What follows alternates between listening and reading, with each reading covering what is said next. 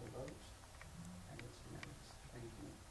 Item 1B, extension of initial suspension period. Mr. Hayes. Yes, sir. We're going to avail ourselves again to state law here and extend the time period with which we are going to suspend any sort of response to open records request. We can do this for a 7-day period. At the end of that 7-day period, we will have to start responding. We obviously have a number of requests for information, and so we'll start working on those over this week. This, again, is just pursuant to state law, and you will have to take the action to do this. And so essentially through early next week, we will be gathering information, but we won't respond. We won't be responding, and then we'll get back into gear and start doing it. So, of the information asked of us individually, should we gather that information, or will city staff gather it? We'll get with you, certainly if it's emails and things of that nature that we have on the server, we'll get with you. I archive everything, so everything Okay, after we'll this compile meeting. it. We'll get with each of you with respect to if you're the subject of a request, and we'll look for that later this week. Yeah, just give us some guidance, and I'm happy to comply. Yes, sir. This is requiring a motion. A motion? Thank you. Is To extend the suspension period for 7 more days. Motion's been made and seconded. Any discussion? All those in favor say vote. So vote. And it passes unanimously. All right, an update. Who's going to do this for us? Want to start with Dalton? Yes, sir. Good morning, Mayor and Council. Kind of a quick update. I think Michael will have some additional stuff. We're obviously both navigating the Emergency Operations Center kind of on the regional side, and again, still kind of expanding the search area, working through all of that. We do have the debris locations. I'll let Michael kind of speak more to that one, but we really are ahead of the game as far as kind of the disaster management side of things. At this point, I'm not going to say we're in steady state operations. We still have very active searches going on. We're just continuously looking at how we're doing that. Operations were suspended yesterday due to some of the rain and the events. We're going to continue to monitor weather. We call those IWIs, incident within incidents, and so we know we're going to have a bunch of those throughout. So our unified command is working on plans to make sure that we address those and mitigate those appropriately. We'll continue to look at scheduling. So we're going to start looking at how what does our staffing look like, how we can start either scaling back in certain areas, or if we need to ramp up in certain areas. So we're constantly assessing those situations or sections, if you will, on what we're going to do to make sure that we have the appropriate levels of staffing and we're not just overdoing it. So we're continuously monitoring and assessing that. As far as the city side, Kim Eismer is kind of coming back to City Hall. Michael will be coming back to City Hall here in the next week or two. That way we can again make sure we continue city operations and cleanup and budgets and $90 million worth of projects going on and all the other things that that we have going on. And so we are not neglecting our city side of stuff at all. Quite the opposite. We're going to make sure that we continue to do that. I'll be looking at my schedule and calendar as well, and I'm going to be taking a step back from the EOC side, still monitoring it, still being a part of that, but making sure that I split that time appropriately for both of them to make sure we continue to reunite loved ones and also make sure that we continue to focus on the city stuff. But without that, Mayor, I turn it over to Mr. Horns. Sure. Mr. Horns. Good morning, Mayor and Council. Thank you all for taking the time. I'm gonna start checking the calendars. I said I was at the AOC this morning, and I was like, oh, I gotta be at City Hall in 15 minutes. So, yeah. But it was good that I was there because I got some updates. And so, as Dalton said, we're still in search and rescue mode. And so, to that end, those folks they're doing everything that they can, and they do their business well.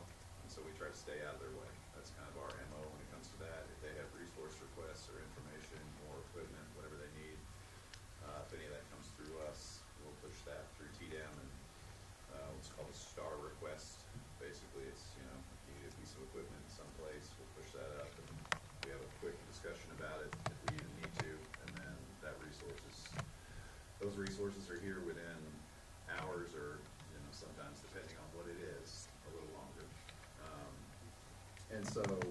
As a part of that search, the group has asked us to look into the feasibility of a few things. So, as you can imagine, and they've asked this of us in the city, and Nimitz Lake is saturated. It's overtopping the dam, and it's going to continue to do so as long as the rain is coming. They have a hard time searching in there because that water is the turbidity is what they call it. You can't see through it, right? In addition to not being able to see through it, there's a lot of debris within there. And so we've been working on a plan to pump that water out of there. Every day that it rains makes it, we have to push it and push it. So we'll need a few days of clear weather in order to accomplish that. So Stuart Bear and myself, a whole host of people from the state and the feds have been talking about ways to work this out.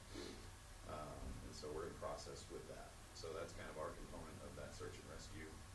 And I imagine they're having those conversations upstream as well about ways you can do that without causing further issues, right? Because there's a cause and effect to everything that happens. And so it's a delicate balance. As far as the debris management, I've been meeting with TxDOT and Texas Department of Emergency Management a few times a day. TxDOT has a contractor out now doing debris management, and so essentially the breakdown will be TxDOT does state roads. So folks who are able to get debris to the right of way on state roads, TxDOT's contractors will be coming up, picking that up. They want that stuff separated out. And if any of y'all have an opportunity to share that flyer that has the debris management, please kind of continue to do that, because that's a great way. The more we can get that information out, the better. So separating that stuff out into those piles, and so construction debris materials are going to go to the landfill. Vegetative debris is going to start going to two locations, one at the soccer fields on 534 adjacent to the landfill, and then Center Point ISD has another location, I think where they're going to build the new school down there at some point. It's anywhere between 30 and 100 acres, I can't remember which. And so as a part of that process, what will happen is that vegetative material will sit for about 60 days to dry out. And then they have what's called air curtains, which will then, they'll start to dispose of that debris. They did it in Harvey, they've done it in Barrel, quite a few different events, and so it's a semi-quick way to remove that debris. And then white goods, what they call white goods, which is refrigerators, stoves, metal, in some cases. There's a few locations here in town, Scrap Solutions and Kerrville Recycling, that they'll take those to. They use those materials. And so TDM and TxDOT are taking that to them. If they're not already being picked up and taken to them, I think they're out there doing some of that themselves. We obviously want, until DPS says, freely go up there and do that work, listen to the DPS troopers and stay away until they open that up. We have a third land use agreement now for a staging site, and that is behind the airport, behind Mooney plant. So there's a kind of a space there if we need a third site location for some of the debris. And then let's see, I'll get to the debris fees at the end, and then I'll also just briefly talk through the water plant. So the water plant is down. We're on well water at this point. We had initially started the conversation about craning in an excavator to be on a barge, so we could scoop out that section in the very corner near the raw water tank, so that we could isolate that, empty it out, do the repairs that we need. Now that the state has asked us to consider this sort of dewatering plan, we might hold off on that, because basically the water levels, if we get the water levels to drop, we can get in there as kind of a secondary function. Primary function of any of that dewatering is search and rescue, obviously. And so we're working through several plans. staff is, I don't wanna say normal operations, but we have to do the things that we have to do. So yesterday, as an example, streets had to be out, putting barricades up within the city, right? Because as everybody knows, in town, we also get floodwaters in Quinton Creek and Town Creek. Those areas will, prone to some flooding. And so we had barricades up. We also put up a barricade, it's down now, but we had put one up between Clay and 27 on water, because people were congregating right there where that memorial has been set up.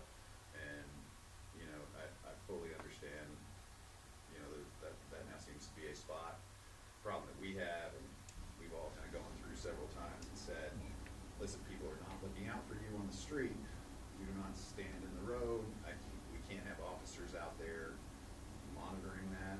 And so, if it gets busier, we could shut it down again, but that impacts operations for businesses there. We have a few restaurants in that area, and it's, as much as we can, also get folks to not be on the street and be on the sidewalk.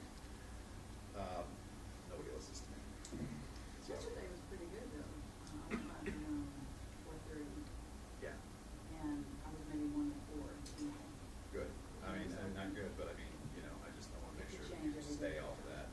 And folks are parking on the other side by the parking garage, and I'm like, there's literally just a parking garage right next door, just 100 more feet, and you're parked in a parking garage, not in the right of way. So we can do that. Let's see. So parks, Can I make a comment about that? Yes, sir. Someone who has an interest in that block, yes, sir. if it becomes necessary to block it off, do you feel it necessary to block where access to the parking lot is still maintained, and the intersection of Clay and Water is blocked, and then basically part of our front windows is blocked? I don't think our family's gonna have any problem. Yes. But as the crowds thin out, I'm just giving you guys an option. Yes, sir, and this is only if they search, right? And so, we ask people to just, use common sense when you're out there. Common sense is something we request of everyone. Yes, sir. Regarding the debris, the dump fees, so we have been working with, Republic. They have agreements with us where they've allowed local residents to dump at their site. We give them vouchers a couple of times a year, and they can go do that, otherwise they pay for it. We also now have both of these state agencies going to pick up debris and taking that debris to those sites, and that cost is covered by the state and through the state. And we have continuously kind of said this message: if you want to take it out there now, rather than put it in the right of way and have it be rather ugly, sitting in the right of way, the ugly portion of the right of way is free. Taking it to the dump right now, there is a cost associated with that for the expediency of it. We are talking with TDM about that, because there are a lot of folks who are continuing to do it, and we realize there are high costs, especially for folks who have large amounts of debris. Now, the other thing I would want to caution folks is that when TDM and TxDOT and their contractors pick up that debris and take it out, that has been checked and checked and checked and checked so many times before they move that, because we understand the sensitivity of that.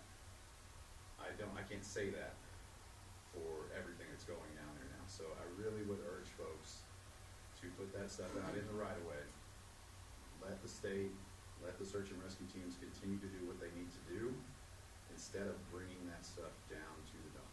Now, I know it's not gonna happen entirely, but I think the messaging that we've tried to send out is that it's slower.